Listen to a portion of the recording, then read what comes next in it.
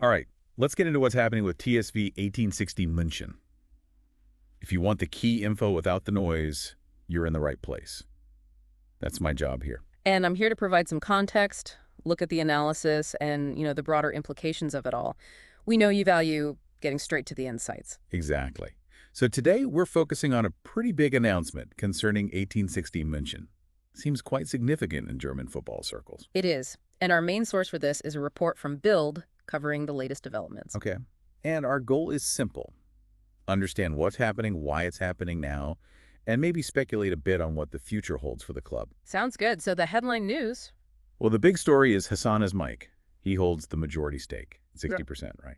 But he wants to sell. That's the core of it, yeah. 60% ownership, but crucially, only 49% of the voting rights because of the 50+1 rule. That's always key in Germany. Right, the 50+1 rule. We'll probably circle back to that. But this investment, it wasn't small change. He started with 18 million euros. About 14 years ago.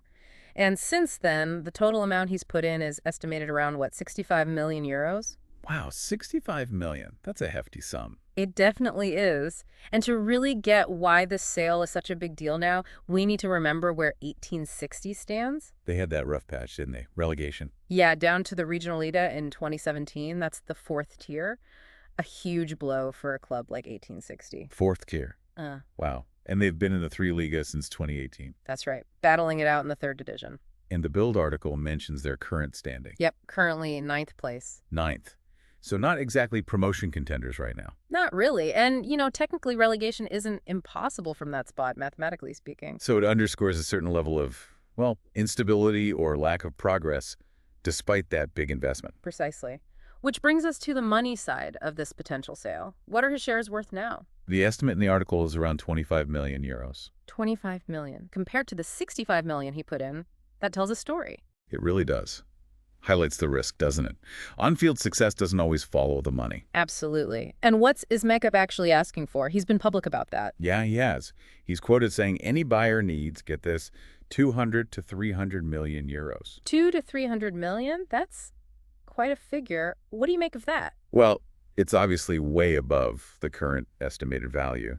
It suggests he's not just looking to cut his losses at 25 million. No. Seems like he's factoring in, maybe future potential or the money needed to actually get the club competitive.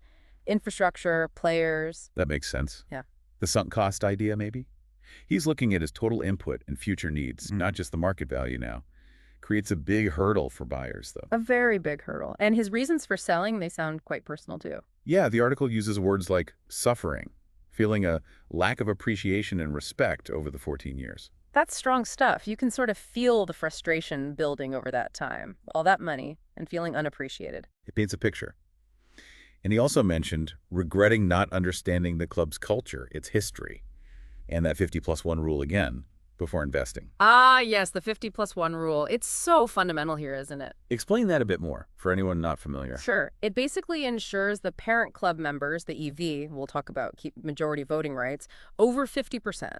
So an investor like Ismaik, even with 60% shares, can't just dictate everything. They only get 49% of the vote. So it protects the club's identity and fan influence, essentially. Exactly. It's designed to stop purely commercial takeovers. Ismaik's regret suggests he perhaps underestimated how much power the club itself retained. You mentioned the EV. What's that stand for? It's Angetragener Verein, the registered association. Basically, the traditional members' club structure that holds the voting majority under 50+1. It's the heart of the club, representing the members and fans. Got it. So that dynamic explains a lot of the friction. Now, what about the club side? President Robert Reisinger commented. He did. He sounded quite diplomatic. Confirmed constructive talks have been happening since October. So this isn't entirely out of the blue. Apparently not.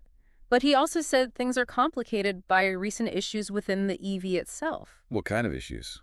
The article hints it's related to Reisinger and his team potentially not being nominated for re-election soon. Suggests internal politics are also swirling around. Layers upon layers. But Reisinger does see the need for investment, right? Definitely. He acknowledges investors are pretty much essential in modern football, especially for a club like 1860, with its, as he puts it, Bavarian culture, history and tradition, and strong fan base. He sees the reality then. But he wants a specific kind of investment. Yes, he stressed needing capital not just as loans which need repaying, but for real financial flexibility, Right. like equity. Makes sense.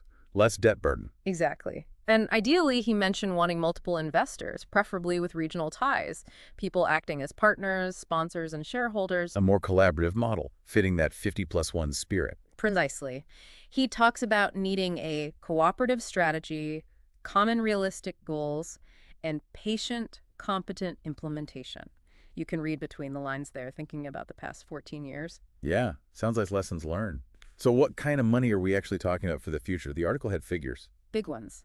A potential new stadium, estimated around 100 million euros. 100 million just for the stadium. Wow. And then for the squad, maybe 15 million euros per season for the next 3 years to be competitive. Okay, so Ismaik's 200, 300 million asking price starts to make a bit more sense if it includes funding that level of future ambition. It could well do. It's a huge undertaking financially. Have any potential buyers actually surfaced? While Jens Lehmann's name was mentioned, the former goalkeeper, apparently he was linked with an English investor group. Lehmann. Interesting. Did that go anywhere? Seems talks stalled, according to the report. Finding the right fit, someone with the cash and the right approach is clearly tough. Yeah, especially given the history. The article really highlights the conflict of the last 14 years. It does. Yeah. Constant obstruction, friction between the investor and the club side. And the turnover. That was striking. How many presidents and managers? 5 presidents, 16 managing or sporting directors, and 17 coaching changes since Ismaik came in. 17 coaches in 14 years. That's chaotic. It screams instability, doesn't it? It suggests a real lack of alignment, a breakdown in trust. That history is baggage for any new investor. Absolutely. And the article makes that point clearly. Success needs the investor and club pulling in the same direction. Seems obvious, but clearly hasn't been the case there. It's not just about the money. It's about shared vision, respect, communication. Without that foundation, Even big money doesn't guarantee success.